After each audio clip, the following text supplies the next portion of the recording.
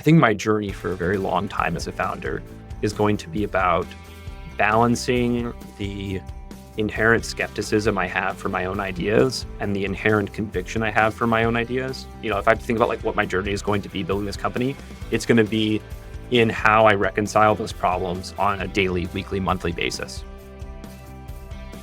I'm Matt Tate, founder of Decimal and fellow entrepreneur.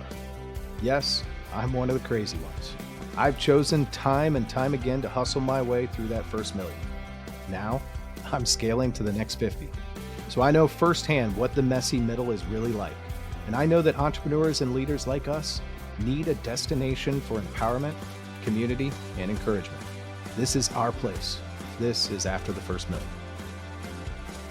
All right. Welcome to another episode of After the First Million. I'm your host, Matt Tate, and I am really excited today to have a conversation with Wiley Jones, the CEO and co-founder of DOS. And this is going to be a fun conversation for the After the First Million listeners, because we're going to talk a lot about what Wiley's going through today, how he's scaling his business, and I think we'll have a fun conversation. So Wiley, thanks again for joining us. Thanks, Matt. Appreciate it. And now that you're running a business, I bet you'll agree, you kind of have to be a little bit crazy to start your own company. So when did you realize you were one of the crazy ones? The original version of it was more about what we're working on and less about the company itself. The problem kind of was an emergent thing where I had worked for quite a while as an electrical engineer. I designed a bunch of cameras and hardware products, and I had a lot of fun doing that. I actually love doing it, and I miss it quite a lot even today. But there was a lot of problems that I ran into as an end business user of a lot of the things that now we at DOS are going and working on replacing and bringing better solutions to market. And so, in the process of basically banging my head against the wall for many years using these tools, no one else is going to fix this. And if no one's going to do this, then I have to do it. And so it was less about, I would say, wanting to go out and start a company and more about going and solving a specific problem and the compulsion to do so. It just required that I had to start a company. And that was kind of like then the realization when people talk to me about this later on, maybe like a year or so after starting the company, they're like, "Oh, did you go and find a problem and you really wanted to start a business?" And I was like, "No." I was like, the idea of starting a business was like always the last thought. It was like, oh, it's just kind of like a byproduct of like what we need to go and work on. So I think we're crazy for a bunch of other reasons, but starting the company was always just kind of like something we had to do to actually work on this problem. I think that's really cool. And it's so different from me and a lot of the people I talk about. Like, I grew up always wanting to be an entrepreneur. And so my entire career was seeking out problems that I could create companies for and solve them.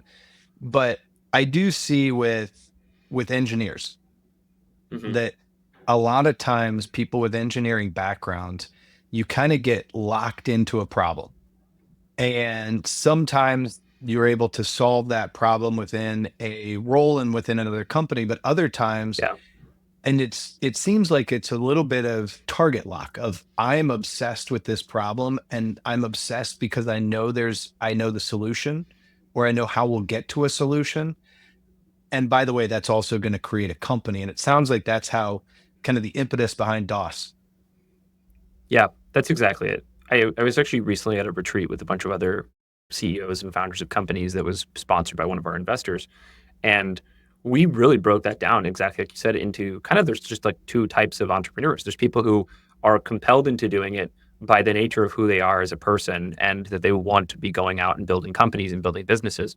And then there's people who are compelled into it by the problem set that they have to focus on, and that they can't go and be a person that solves this problem inside of a large company or some other, even maybe small startup, that they just have to start from zero and address the entire issue. There's a funny interview question of like, there are two types of people in the world. Like, what are they, right? I think there's two types of entrepreneurs in the world, and that's the fundamental divide in my mind. One of the things I find is interesting, and I'll be interested. And so number one, I totally agree with you on that take. I think it's not just engineers too. It can be somebody that's starting a plumbing company. Is I found a problem and I can solve it better, and so I'm going to start a company. That umbrella holds for just people running businesses. But what I think is fascinating about people that come at the problem as the only way to solve it is to build a company, at some point, you also realize that you're not just building a solution, you're also building a company. How has that realization been for you? It has been an act in being present and recentering my intentions, which I think lots of product focused, engineering focused founders, I think, run into this problem where they get frustrated pretty quickly in the journey of the company that they go, man, my job is a sales job. Like, I want to work on the product.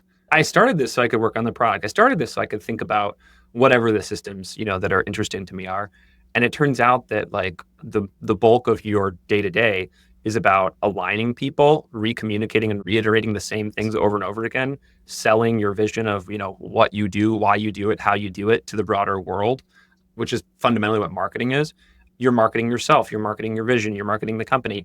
And for me, it's been like having to recenter those intentions on a very regular basis, being like, okay, if I want to have the opportunity for our company to continue to exist and the opportunity for us to continue to work on all these fun problems, I have a duty to market us and sell our vision to the world.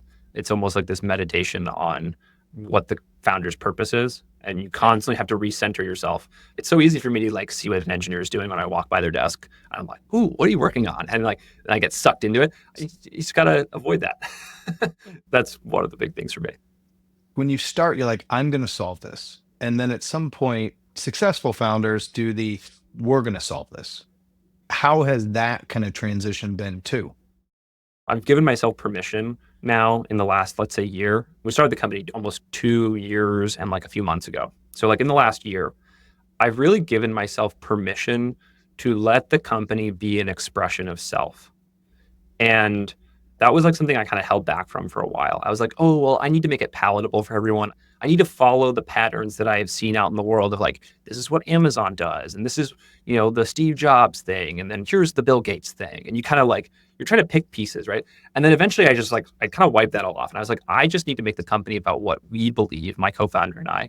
And we need to bring everyone into that. And we need to kind of paint this picture for them and point them towards it and be like, look at the pieces of this that how we think about doing something. And the aggressive way of saying it is you're indoctrinating a bunch of people. You're giving them this like religious cult-like belief about what you do, how you do it, why you do it. And so then the moment you take your eyes off of their work product and the broader, impact that they're making, you know that they are going and reiterating and re-indoctrinating new people in the organization. Everyone's putting checks and balances around how and why. And that's fundamentally what culture turns into is like the founder's belief have to get printed into the ethos of the organization. But it all starts with like, for me, it started with giving myself permission to let the company be an expression of who I am. Decimal is my third company, and it took the third time for me to realize that. So kudos to you for doing it way sooner than I did. But I think there's an interesting caveat too of for us, we didn't write down our values until 2 years. Like when we'd finally gotten to the point where we had managers that were managing team members that I wouldn't see on a daily basis, that's when we are like, okay, it's time. It was also the point when I felt like the company had developed its own self-expression, where it wasn't just an expression of me and my co-founder, Jacob. It had developed an identity that was, I would say, somewhat parallel, but also unique in and of itself, because the more people you add, the more other personalities and other value systems come in. And you want to use your core values and maybe some key behaviors as guardrails with the ability to kind of change and evolve too.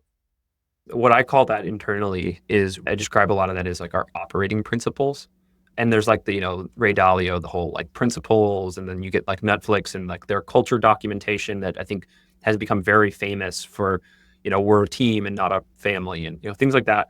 Finding what those are for your company is exactly what you said. It's an emergent property is what I have found. And it's an emergent property that is, like the first 10 people, let's say in the company, you kind of have to hire them to almost think the way that you think. And then you bounce these ideas off of each other and you work on your product, you work on your go to market. And eventually, like the way that you do things and the people that you hire, it becomes really obvious, like what you truly care about. The Netflix one, I think, is the one that we look at the most in terms of thinking about, how to formalize that. I think their statement about it is one of the most brilliant things, which is that companies' values are not about like those pithy things that you put on the wall of like integrity or whatever. It's about Yeah. who gets hired, who gets fired, who gets promoted, who gets rewarded. Those are the things that determine, your values. And that's one of the ones that we really pay close attention to. Yeah, I even boil it down to our values are how we treat people and how we interact with each other every day. And we write them down so that when we have new people, we can tell them what it means. And I think this goes to the Netflix principle of, it's not just creating hypotheses or kind of cultural statements. It's having actual key behaviors that lead to success. And I think that's another important anchoring that a lot of companies don't do is they'll have their values, but they aren't anchored in actually what to do on a daily basis. And I think that's the kind of key thing is everything that you do as a business, particularly if you're growing, needs to have an anchor, and behavior is how we act is what anchors that.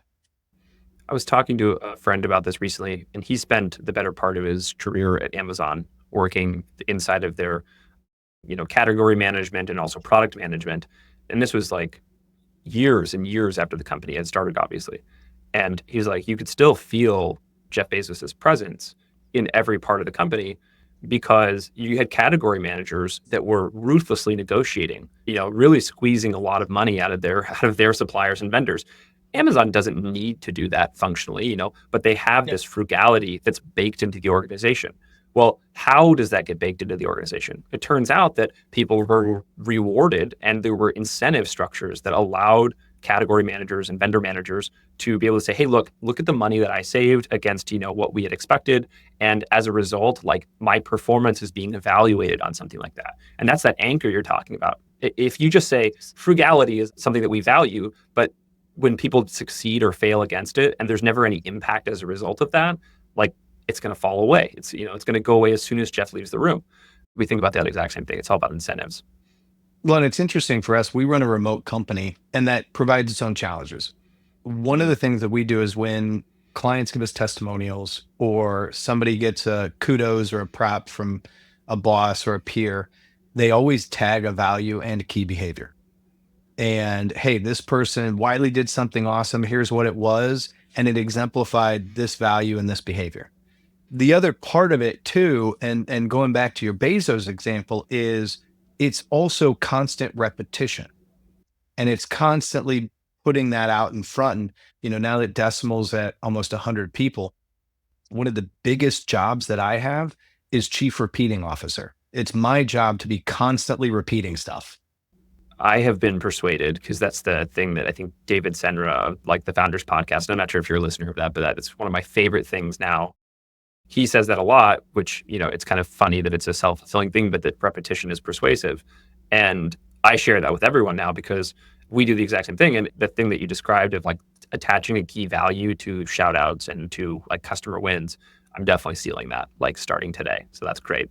It was a learned thing. And I had a story I've told people before of this was our first summer we ever had interns. We had this intern, JJ. I did an exit interview because I wanted to see like, is this something we should do again? Like, should we never do it again? And I asked him and about the role over the summer, and he goes, I think I'm the only person going back to business school that could repeat all the core values of the company they interned in. That was my moment of, hey, this actually does work. And having that repetition, because every time somebody gets a props or a kudos, you tag it. You guys talk about your values with clients. Like your values are something that like you all talk about all the time. And he goes, I don't think that's normal. And I was like, actually, it's definitely not. We think about like the spectrum of what you're describing.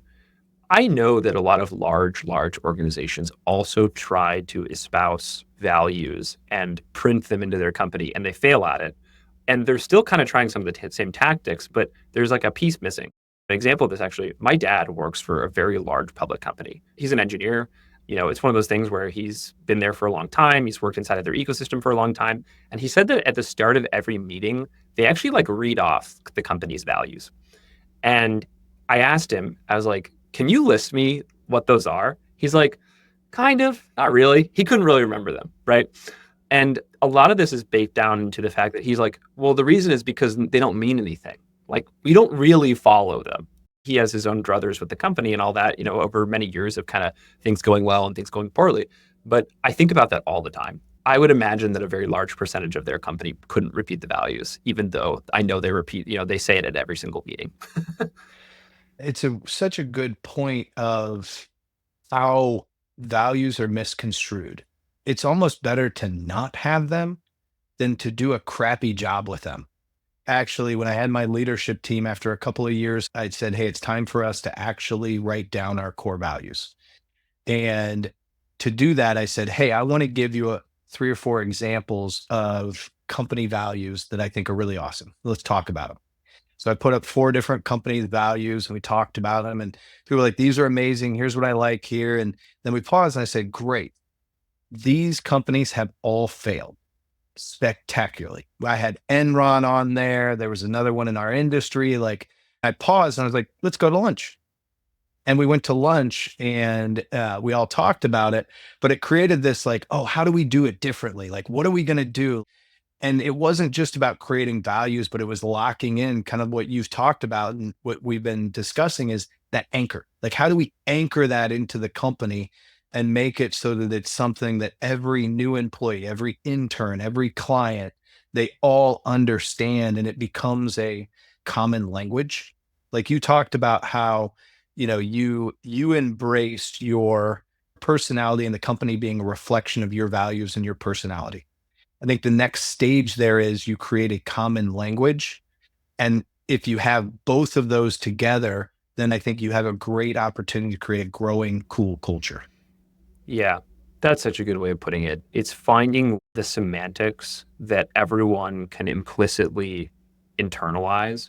That's a thing that I talk a lot about with our team is like the power of naming things and the power of like implicit understanding.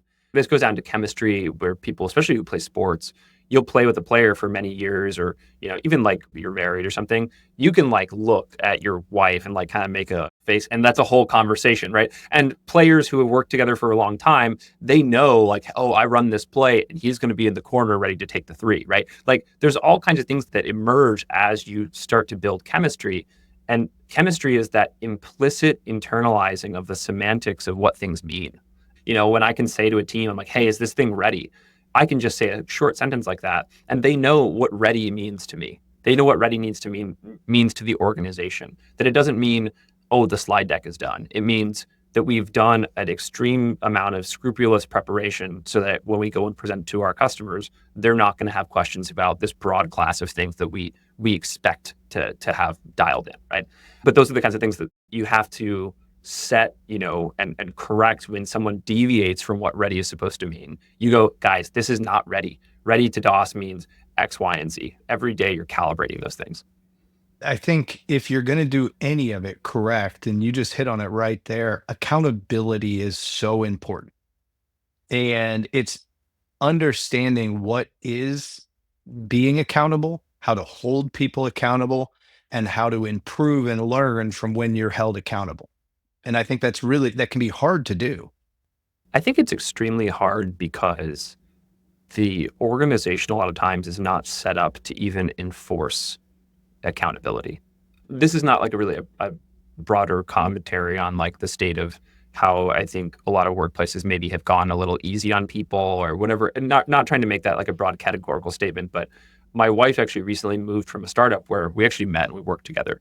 We went and saw, from that company growing from 100 people to now multiple thousands of people when we both were working there. They went through a massive growth trajectory and they maintained a lot of intensity. And now she actually moved and she now works at a public company that's much, much larger. And the thing that shocks her, and I've overheard some of her calls and things like that, is like people will miss deadlines. People will fail to live up to the expectations set by their teammates. And the managers go, okay, sounds good. And they just move on. Her and I have talked about this and we're like, why is that like that? Because the management team is not rewarded and they're not incentivized to hold people accountable for things. There's no structure by which they can do it. There's not really any reason to be the bad guy and to come down on people when they don't deliver on what they're supposed to deliver on. it's still just about like top down values. Like, are those things being anchored to some level of incentive or some kind of thing that exists in the real world? That's a process that enforces people to be accountable. Something that I've learned is it's also our job as leaders to enforce culture and to do the hard things and to set the example. I have two examples that I think stand out to me. I'll be interested in some from you. Number one is I talk a lot about my failures, about what I failed at, what I've screwed up, because I want to normalize failure in the company because one of our values is to move fast and make things better. If you're going to do that, you're going to fail, and that's okay. But I want to normalize that failure is okay. And in order to do that, I talk about how I screw up frequently. And to be fair, I have a lot of examples to pull from. The other thing is I have a coach, and one of the things he pointed out when we were first, and this goes to the accountability to tie it together. When we first started working together, he goes, "You are a conflict avoider." And I said, "There's no way. If I got a problem with you, I guarantee you and I are talking about it." He goes, "One to one, you to somebody else, you are not a conflict avoider, but as a boss, you're a conflict avoider." And I asked him what he meant. And he said, "When two people that report to you have a problem, what do you say?" And I said, "I tell them to go fix it. Go figure it out. Like, guys, you have a problem with each other, go figure it out." The problem is nobody does that. Nobody actually goes and figures it out. And he said, if you want your organization and your company to be healthy, it's your job as a leader to not avoid that conflict, but to actually pull them into it. And hey, you can give them the first, like, hey, you guys go figure it out. But if in 2 hours I don't have a solution and you guys haven't worked it out, you're coming to meeting with me. And I now run a conflict process of what's going on. How are you feeling? What are you doing? How do we solve this? And it's created that level of accountability because your situation with your wife and her examples actually highlight conflict avoidance, where nobody wants to dive into that conflict or that accountability, but it actually creates conflict with people like your wife who want to be held accountable and see others held accountable. And they spend enough time there and, give her 10 years there, she'll stop wanting to be held accountable because nobody else is. The deviation from what she expected as the norm was, which is you do a job, you communicate what you're going to go and do, and you execute against that. And, if you fall short or go above, people recognize that. The deviation from that standard is really, really fast. Like, it just completely falls off a cliff. One other interesting thing I saw also at kind of a growing company previously that I was at was that when management teams become a conduit through which conflict is resolved, and it's not a group activity, it's like, oh, just run it up the chain. They'll figure it out and they'll come back down to us. That gets really dangerous because then what you're doing is you're removing people from that conflict resolution process. Then people just say, oh, if I don't know how to do something or I don't like want to deal with this other person and, do things myself, I'm just going to run it up the flagpole and they'll figure it out. Management will figure it out. People look at that as like, oh, we're really good at avoiding conflicts and resolving conflicts, but you're removing individual contributors from so much of the decision-making process. And that's a huge problem too. You have to trust and empower your team. And if you're going to grow as an organization and be successful as a CEO and as a leadership team, you can't do it all. Fundamentally impossible. You will break. And so you have to develop that empowerment and trust. And I actually had a situation this morning where my COO was caught in meetings. And so one of our sales team members had an issue and wanted some help. And he had already come up with his first solution because, kind of like you said, my biggest thing is go solve it yourself. And then tell me how you did. And do you have any problems? He had gone and solved it himself. And so we talked through, he had this client that came and I was like, number one, did you ever call him?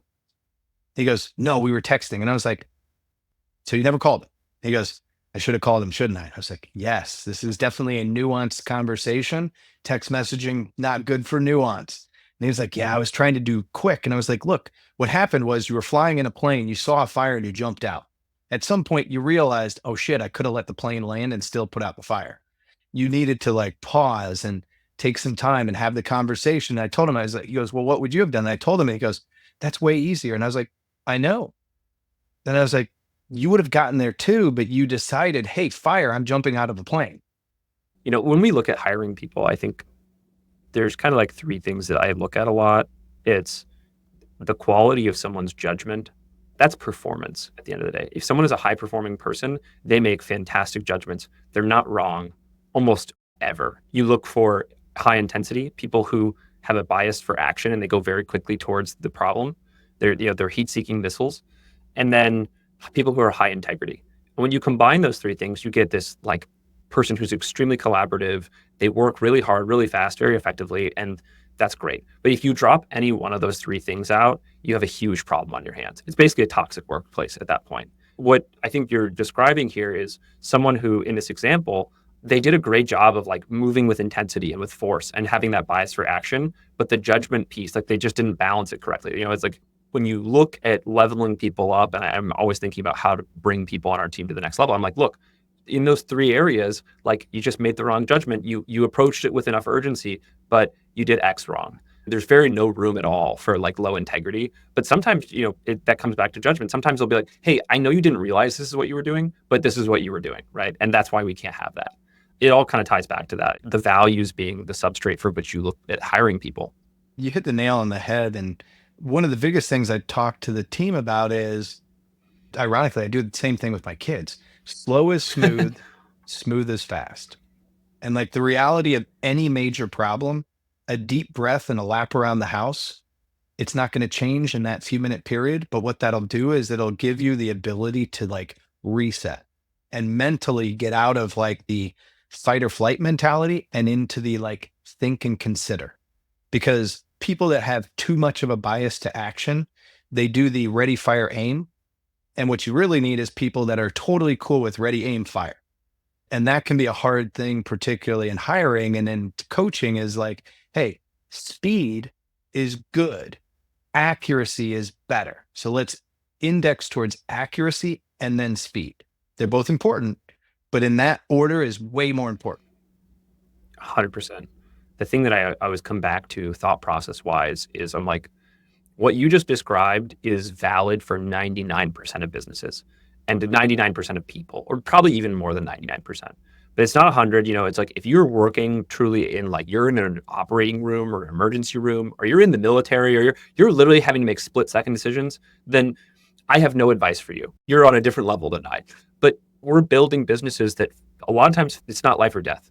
And so the ability to take 30 seconds, walk over to your coworker's desk and be like, hey, I just got this message. What do you think? And they can go, oh, you need to call them, or don't even worry about it. I'll handle it, or whatever that is, that collaboration. There's pretty much no scenario where if you are running into something that is concerning or confusing, where you can't just bring one other person at least into it. It's not life or death. It doesn't need to be split second. That ready, aim, fire, like the aiming a lot of times, I think also gets missed in that process because people don't immediately default to doing something collaborative because they're like, oh, I have to get it fixed right this second. The irony of the slow is smooth and smooth is fast statement is it actually comes from special forces, There you go. where it is truly life or death. It can work for them. And part of it is they build the training, they build the habits, they build the workarounds, they build the collaboration. And when you apply that to our jobs, you're exactly right. Like you can take the extra time and it's fine. You can still be hyper responsive by responding in 30 minutes versus 30 seconds. And that I think is an important thing to consider. One of the things I'm interested in, because as you guys are growing, you're kind of reaching a point that I've always found to be hard. And that is as you kind of grow and scale as a company, as a CEO and as a boss, you end up having to look at yourself and say, hey, here are the things I'm good at. Here are the things I kind of suck at. You have to hire for your deficiencies, which is also kind of part of being able to look at yourself and say, I have deficiencies. How is that process of growth? And as you guys are kind of evolving, how's that going for you? There's also a natural point which comes from the fact that I have a co-founder, and I think it's very different if you don't have one. So I'll give my answer of like, as someone who does have a co-founder, we are two sides of the same coin. We're not polar opposite people, but we have very different biases towards how to accomplish things. And it's finding this foil for yourself that I think is extremely important. frankly, a lot of that I have in my co-founder. Now there's like areas where both of us have deficiencies in aggregate, and then we have to go in and look for hiring in those areas. And that's something that we really pay attention to. But like the very simple example is I am a long term, like, what do we need to be doing to set ourselves up to succeed over the next few years? What are the things that we need to be directionally pointed at so that, yes, this first version of it, sure, get it out the door, but the second and third versions of it are flawless, right? Like, those are the things that I'm thinking about. And a lot of times my co founder's like, hey, but like, this thing we need to get out the door because our customers need X, Y, and Z, right? Having a person who can either ground you and bring you back to earth, or if you're the person who's grounded and brought back to earth, having someone who can 10x, 100x your ambition, 10x, 100x the scope and scale in which you're thinking about something, you have to have those foils. And a lot of times it just comes in the form of, like you said, strengths and weaknesses. My co founder and I are both extremely intuitive thinkers. We're not really analytical. And I say analytical as in like, him and I are not people who are going to go and look and be like, well, did 63%, better, and this other one did 48% better. Him and I are like, let's internalize a lot of stuff and let's make a call. And as we grow as an organization, we're going to have to fill out the company with a bit more analytical thinkers because when you get to a larger scale, being analytical is extremely important. When you're a small company, being intuitive is important, in terms of like kind of how you lean and how you index. And so those are the kinds of things that we have to pay attention to. But it's also, you have to sequence it in time. Like I said, finding that analytical personality at day one, when there's 10 people in the company is very different than when you're a public company and everything has to be flowing through this analytical set of inputs. No, I think that's exactly right. For me, it was I hired a COO a couple of years ago, and Mike would tell you it's his job to run the business. I needed somebody that was that manager of execution that could run the day-to-day company because I always joke with people, I'm very good at convincing people to jump off a bridge. I'm very bad at getting them to line up to do it. And so I needed somebody that could line everybody up, get the processes in place and really build that kind of side of things in the business. One of the things I found has also been hard in this kind of adding new skill sets and stuff is you and your co-founder both are more on the technical side. And so how has hiring people on the soft skill side, more selling like sales and marketing, how has that gone in terms of adding that to your guys' kind of quiver of arrows? Fortunately, that's actually something that I have internalized pretty early on. I worked at a company previously that I would describe as a world class go to market organization. They have one of the best demand gen and sales functions, I would say, in any tech company in the world today. Like they're in the top 50 for sure.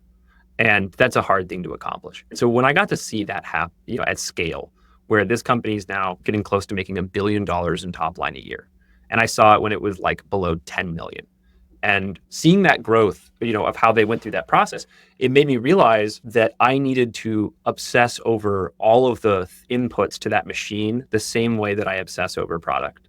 Approaching go to market with the same level of curiosity that I approach product with has made it a little bit easier. But there are things where the easy answer, honestly, is you kind of have to just test stuff and see what happens. You'll hire a salesperson. You go, okay, how good are they at like X, Y, and Z? And you test those things and you go, okay, they're good at this, they're good at this, and they're really bad at that. Is it this person, or is it that like this broad class of people who kind of think this way are bad at this? Or is it that I have the organization set up in such a manner that we're not giving them the things they need to succeed? And it's like you're peeling away all those layers and approaching it very experimentally. And that's just learning at the end of the day. I think I've kind of approached the same way I approach everything. Just extremely curious, trying to find patterns to match against, experimenting, seeing what the results are like, and trying to be as thorough as possible in evaluating where the fundamental properties of things emerge from. Is it the person? Is it the process? Is it the organization?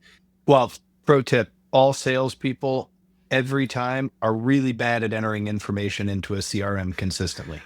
We've got some fun hacks for that already where we've actually been able to have kind of a remote team that helps us on like sales operations. And that's been a huge level up for us, is just being able to take a lot of the administrative burden, the same way that, CEOs and founders a lot of times will have like an executive assistant, finding ways to build a sales operations part of our company that they're really focused on the minutia, and they're people who are excellent at it, the same way that a salesperson's excellent at doing discovery. We're getting close to the end of the year. This will come out at the beginning of the year, but I'm interested for you personally.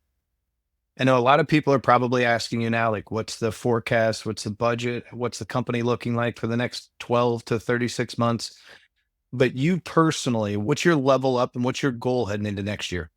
I try to be as much of a like continuous person as possible, instead of thinking like this quarter we're doing this, next quarter we're doing that. I'm more like, as of today, what do the next 6 months look like? I would say the end of this quarter and into the next quarter. On the tactical side, like we've really focused a lot on demand gen recently as a company. And that's been one of the things that I've been the happiest with is how we were able to make a bunch of assessments and hypotheses about what happens when we go and really invest money in spending on generating demand, getting people into our funnel, and then seeing how they convert. You have to kind of spend money in demand gen to run experiments. You can't really run them for free like you can maybe in some other categories. And so we were pretty, meticulous about saying like, if we spend X dollars and we generate Y qualified pipeline, that's a great signal. And there will be about a 3 to 4 month lag in where we'll start to see that. And now that we're seeing that uptick, now we're evaluating other parts of that entire funnel and that entire customer lifecycle. We're saying, okay, where's the new bottleneck? We have a bunch of qualified pipeline. How are we converting people? How are we qualifying them? Oh, it turns out we're over qualifying. We have a really high qualification rate. That means we have more pipeline to build. And trying to find those set points, that's been a big focus for us in the last few months. And then seeing now how that'll play out down funnel is, I'd say, over the next like quarter or 2 quarters is something that's going to be really interesting. We currently have one account executive. We're going to be bringing on more probably in mid next year. Turns out, between myself and that one account executive, we've been able to actually get a lot of efficiency out of just the two of us. It's just kind of one of those things where we figured out how to split up work people are doing, where a lot of our implementation team, they're taking on a lot of what down funnel selling normally looks like. And so the account executive doesn't have to be as involved. And so being really present in that loop myself has allowed me to be, I'd say, accurate in how we instrument new processes. That's the phase that we're in. And I think we're, the next 6 months, stuff that I'm really paying close attention to. One of the key characteristics of successful founders is their ability to evolve and adapt. How are you looking to evolve and adapt yourself? I think my journey for a very long time as a founder is going to be about balancing the inherent skepticism I have for my own ideas and the inherent conviction I have for my own ideas. If I have to think about like what my journey is going to be building this company, it's going to be in how I reconcile those problems on a daily, weekly, monthly basis, where I'm like, are we really doing the right thing? Or am I just telling myself this story? That's a really big thing for me. And down to even how we like, okay, finding the right people to go in and level them up. And right now we're still a flat company, very flat. We don't have any middle management. At what point do we need middle management? And that's me, convincing myself, it's fine. I'm doing it. I can keep doing it. Right. Those are those kind of, ideas that come hard in conflict with each other, to be honest. And the next big part of that journey is how the company building and building our first management layer, that's going to be a really big challenge for us next year because we're still flat. And then honestly, personally, my wife and I are expecting, we're going to have our first Oh, child early congrats. this. Thank you. I really fundamentally believe that you can have it all, that you can have everything you want in life. And the same way that I have to ruthlessly prioritize with the company, I'm going to have to ruthlessly prioritize in my own personal life. That I want to be a present parent. I want to be, the best parent I can, the best, partner I can to my wife, and finding new ways to unlock, more profound impact in the company and in my own personal life, and being present with my family and with the company at the same time. That's going to be a huge challenge. And I know that that's a thing that everyone talks about as founders, is a big part of the journey, is finding ways to balance yourself in your whole life. That's going to be a big thing for me as well next year. Well, congrats on baby number one. I have two 10-year-olds and an 8-year-old, and I miss the stage when they can't move and talk. It's a great stage. Yeah, that's great. But what I would say is, let me add something that every founder hopefully gets to. Give yourself grace, because you're going to suck at all of it at some point, and you can't be great all the time at everything. But that's just life. I've learned that myself. Is sometimes I'm really great as a boss and I'm really great as a dad, but I'm struggling as a husband. Other times I'm great as a husband and I'm great as a boss. And I'm struggling as a parent. And it's always constantly moving. It's kind of like go to market fit. You have three moving targets now, and you're going to have to constantly be recalibrating how to hit them all at bullseye. Hmm. Yeah. And it just comes back down to that thing that we tying it all back to full circle. It's just about values at the end of the day. Where like, you know, you have to learn to say no to things that are now no longer in that set of your values and say yes to things that align in a new way where, like I might have bent over backwards and spent 100 hours in a week doing a certain thing for a set of customers just to delight them that extra amount. And now I have to learn how to delegate that to other people because, I have an 8-week old or something. I can't be doing 100 hours this week. It's not going to be physically possible. And it's probably not a good idea for anyone. And so how do you do that? Well, it just comes back down to values and like finding ways to level people up, to scale back the things that no longer make sense for yourself and for the company. It's hardest for a CEO and co-founder. 100%. Everybody else it's hard for. It is harder as the CEO and co-founder. I am excited for the journey. I'm excited to watch how you guys keep just growing. And I really love your intentionality about culture. And Wiley, I really appreciate you coming on to After the First Million, and look forward to just continuing to watch. Thanks, Matt. Really appreciate it. This has been great. Thanks so much for listening. After the First Million is presented by Decimal. To listen to more episodes and find tips to help make running a business easier, visit decimal.com/AFM. Want to join the conversation? Reach out to me on LinkedIn and let's explore the messy middle.